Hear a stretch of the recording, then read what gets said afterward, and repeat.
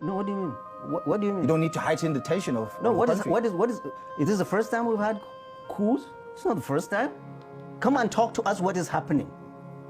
This is our country. These officers are our soldiers, including the CDS, they are ours. These officers that are arrested have children, have wives, have fathers, have mothers. This is our country, this is not a foreign country. The leadership of this anybody else, because they have seen what these politicians have taken them to. The military, they've put their lives for us to sit down and talk and even criticize them.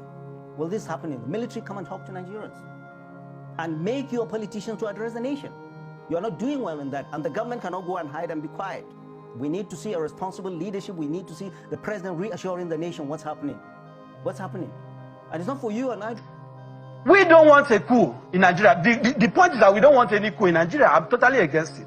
But can you say today that the Tinubu regime, the Tinubu government has not waged a coup against the constitution of our country? That can you tell me this morning that there is no coup against the democracy in this country? Because the moment you begin to say people cannot... Alleged military coup. Professor Yusuf Ahmad has blown hot.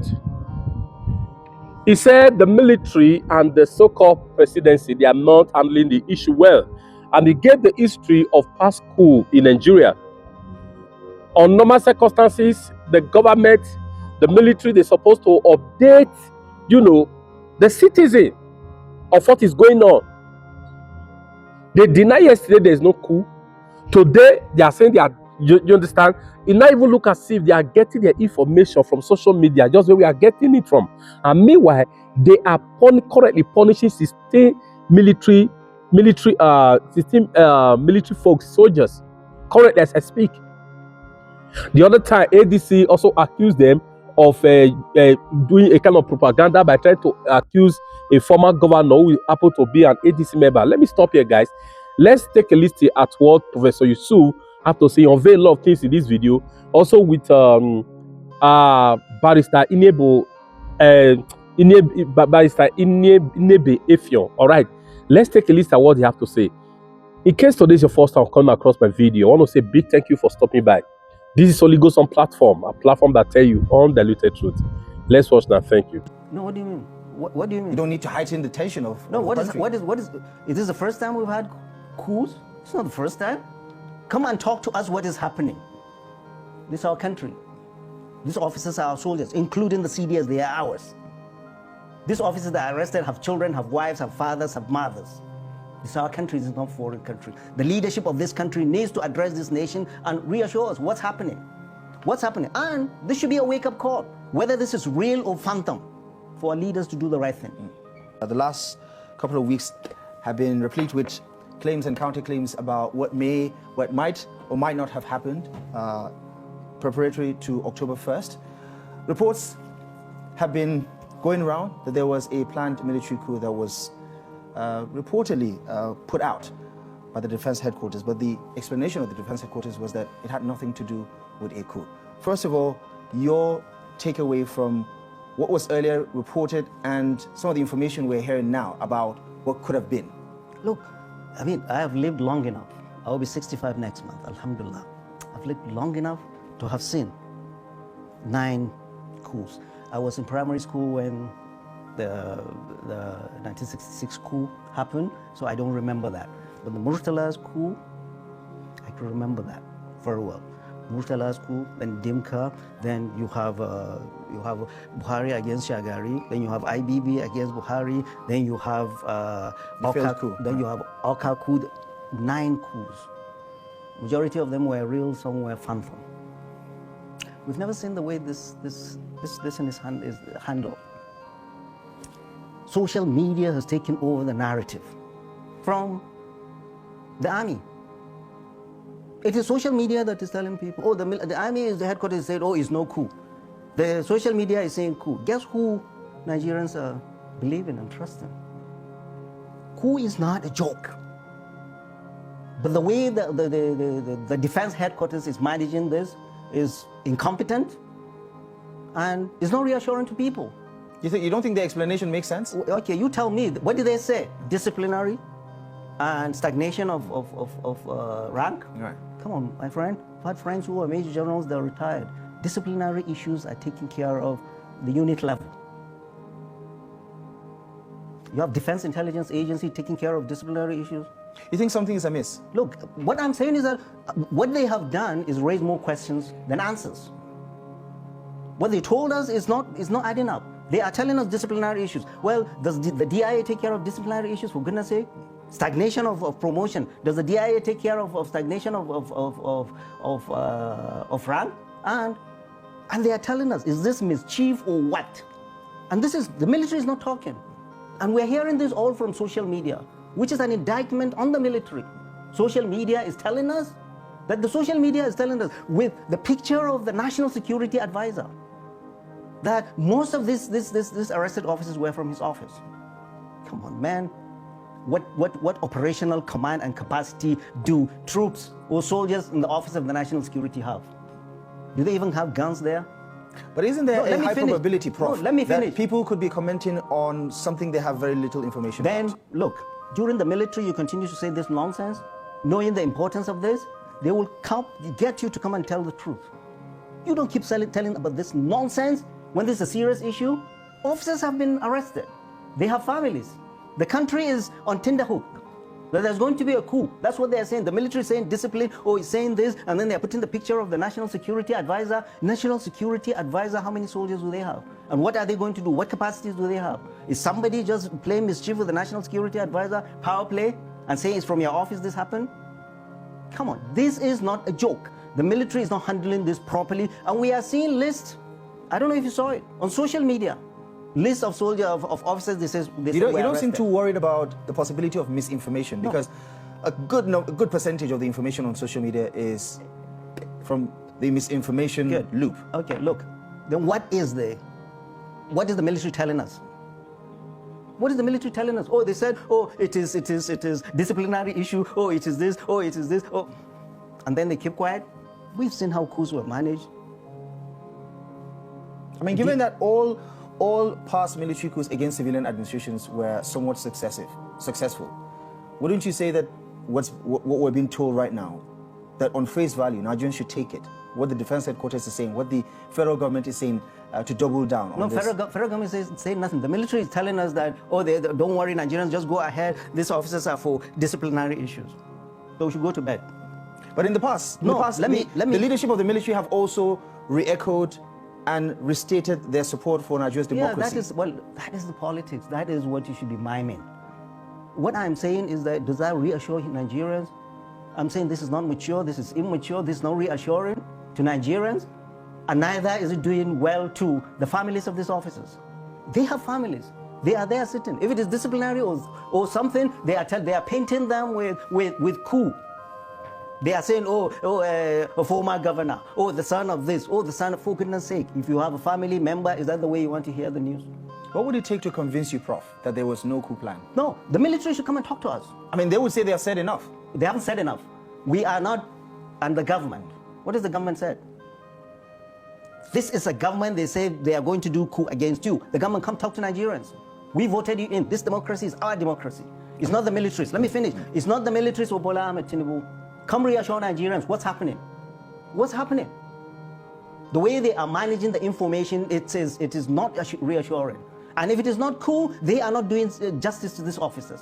If they are allowing their name to be tainted and lists circulated, and people are looking at that list, you say, disciplinary issues and all that, out of 10, none of them are northerners, 8 are Muslim. The people start taking this and twisting this because there is no leadership that is taking the narrative.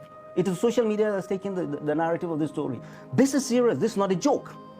Our democracy has been hard fought. Many have died.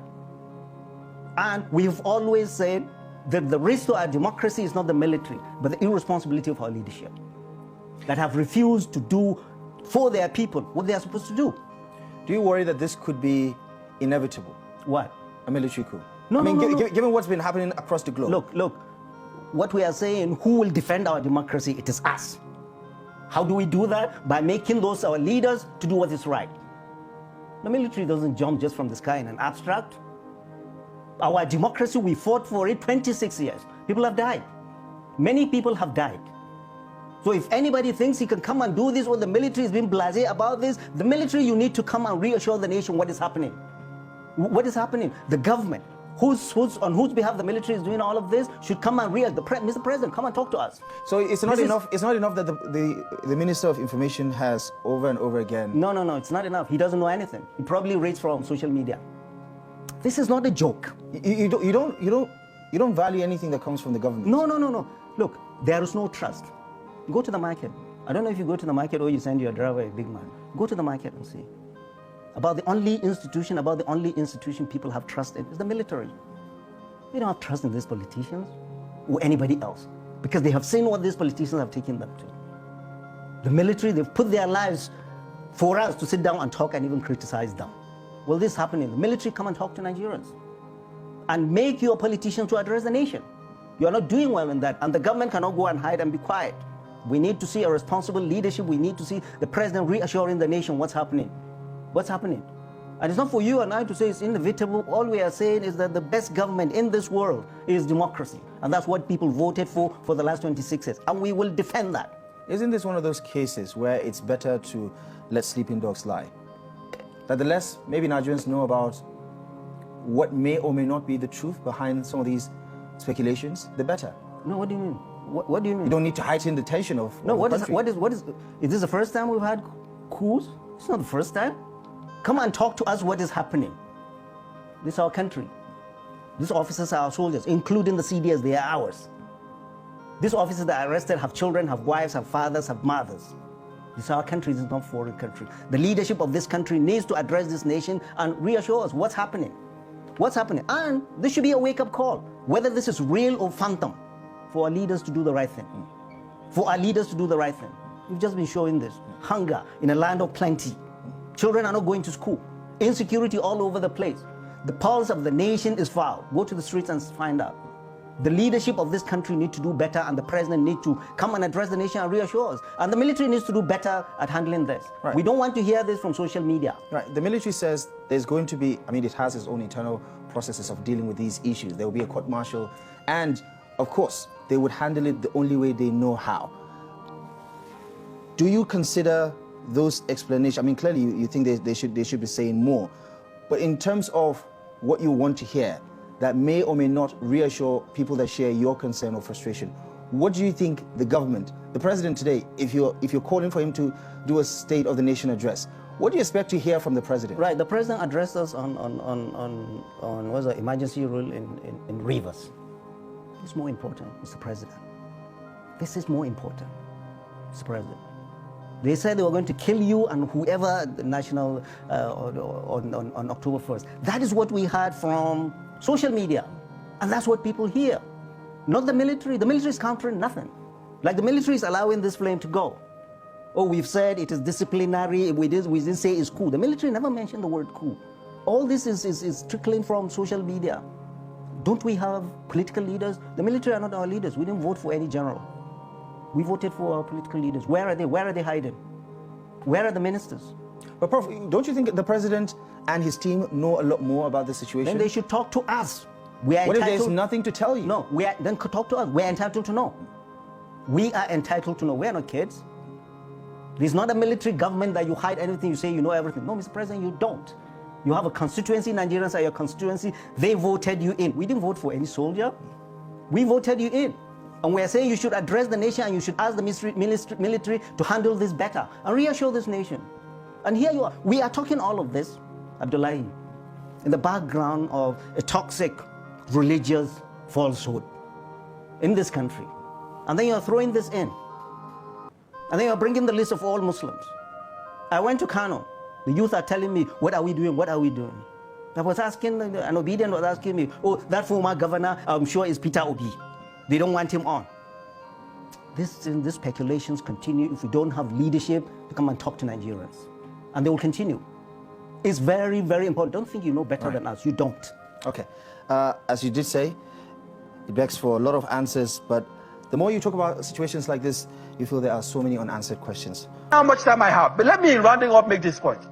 Recently, the media has been awash, right, by this quite sad news, unfortunate news, that some soldiers have been arrested for allegedly planning to stage a coup.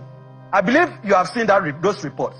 The question is, We don't want a coup in Nigeria. The point is that we don't want any coup in Nigeria. I'm totally against it.